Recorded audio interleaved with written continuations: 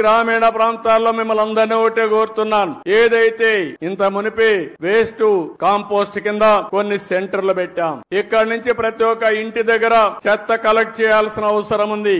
అందులో నుంచి ప్రోడక్ట్స్ అన్ని సెగ్రిగేట్ చేయాలి. ఏది కూడా వేస్ట్ కాదు, అన్ని రీసైక్లింగ్ ఉపయోగపడతాయి. ఈ రోజు ప్లాస్టిక్ ని మళ్ళా ప్లాస్టిక్ గాని ఇప్పుడే ఒక ఎగ్జిబిషన్ పెట్టారు. అనేక వస్తువులు తయారు చేస్తున్నారు. ఒక పక్క మన వరి నుంచి కూడా ఏదైతే వేస్ట్ ఉందో గడ్డితో కూడా కరెంట్ ఉత్పత్తి చేయడం, లేకుంటే బయోఫ్యూయల్ తయారు చేయడం అవకాశాలు ఉన్నాయి. ఈ విధంగా ఏదైనా పెంకులుంటే సీసం ఉంటే మళ్ళా రీసైక్లింగ్ ఉపయోగించుకుంటాం.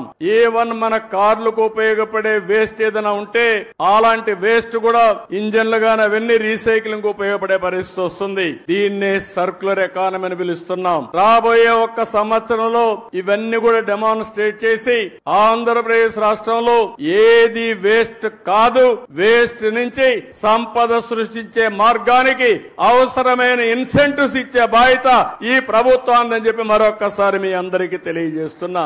ఎందుకు నేను ఈ మాట వాడుతున్నానంటే ఇది ఎవ్వరికి అనుకుంటూనే ఉన్నాం, శ్రద్ధ పెట్టడం లేదు, ప్రభుత్వాలు పాలసీలు తేవడం లేదు, మీరు కూడా పట్టించుకోకుండా మన అనారోగ్యానికి మనమే కారణం అవుతున్నాం.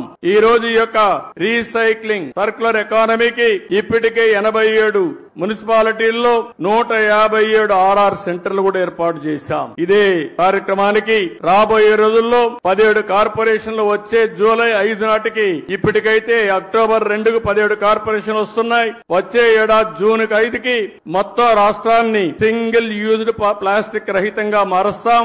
ఇలాంటి కార్యక్రమాలతో ముందుకు పోతున్నాం.